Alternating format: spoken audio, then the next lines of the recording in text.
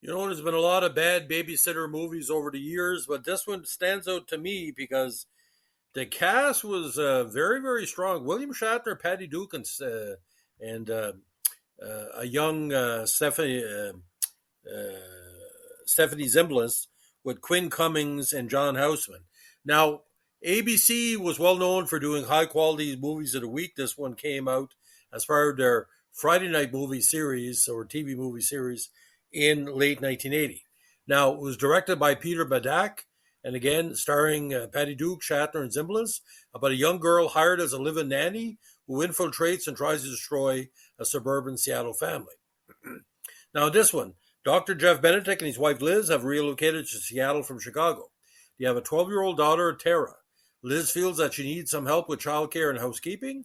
She happens to meet an 18-year-old girl named Joanna Redwine. Without consulting her husband, Liz hires Joanna as a live-in nanny. She weans Tara off of TV and engages her in outdoor activities.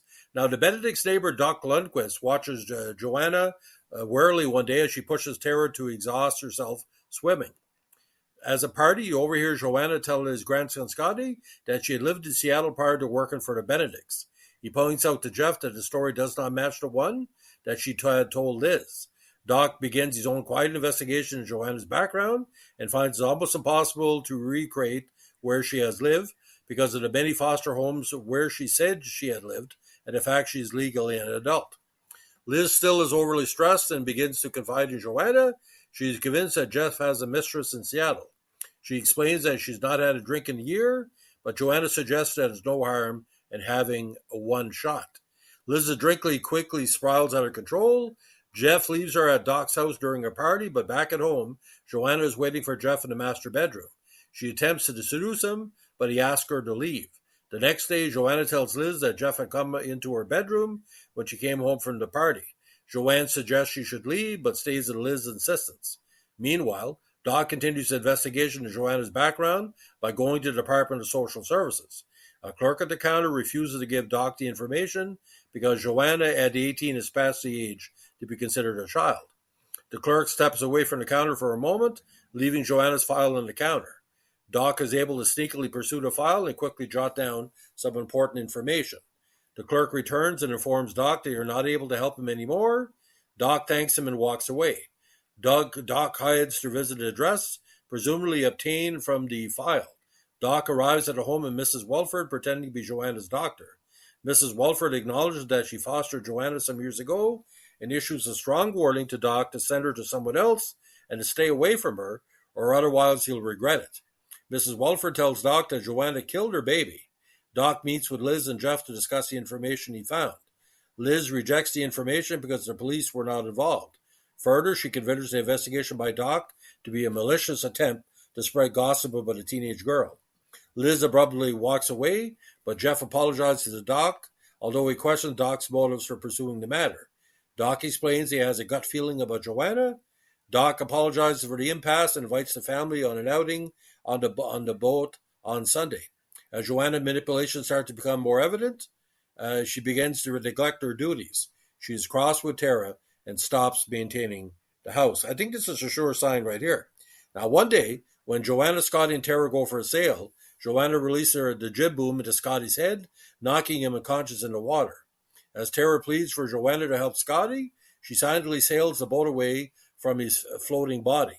Doc urges the police to investigate Scotty's death, but there is no compelling evidence there is anything other than an accident. Doc's investigation into Joanna grows more urgent, and he finally tracks down her last address. Meanwhile, as Liz is confined to bed rest, Jeff finally allows himself to be seduced by Joanna. The next day, Joanna serves Tara and Jeff raw whole beef tongue for dinner. She eventually comes downstairs in Liz's negligee and kisses Jeff, who apologizes for sleeping with her and fires her. He promises to take her to Seattle the next morning and set her up with some money. Meanwhile, Doc arrives at Joanna's last house to find the bodies of 3 people in the master bedroom wrapped in plastic. See, with any film noir, things got to make sense. And what really doesn't make sense for me is kind of obvious, but why would you have Dr. Lindquist do most of the investigation? Now, Joanna knocks Jeff out eventually and chases Tara down to the basement. Tara flees back upstairs and tries to wake up a sedated Liz. Joanna grabs a kitchen knife and returns to the bedroom. Jeff wakes up and manages to wrestle the knife under her hands. Doc arrives with the police and Joanna is finally stopped. The police lead her out of the house and put her in a patrol car. Tara gives Joanna her doll as the movie ends. Now, a very interesting cast, like we were just saying, with John Houseman as Dr. Lindquist. But Stephanie Zimbalist, again, a very, very underrated actress, does a great job. And of course, Quinn Cummings, best known from The Goodbye Girl, the Oscar nominee.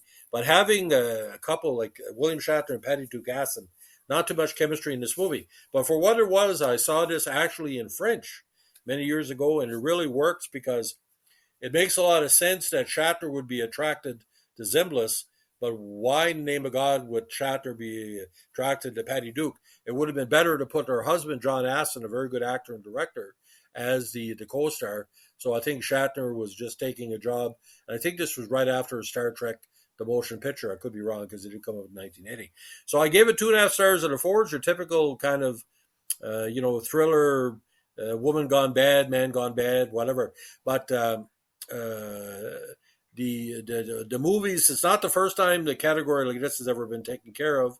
But again, you know something's going on, but John Houseman's character doing the investigating is sort of, they try to make it like almost like a Poirot type of plot. And if John Houseman is worried, because John Houseman is John Houseman, he's not worried for another reason. But it's kind of weird. John Houseman, when he was on The Paper Chase, he was only his first or second role, and here he's getting major roles. So wasn't scared to act. Very, very good actor. So, ladies and gentlemen, if you like what we're doing here with our thriller podcast, let us know what you like, comment, subscribe, or share. Bye.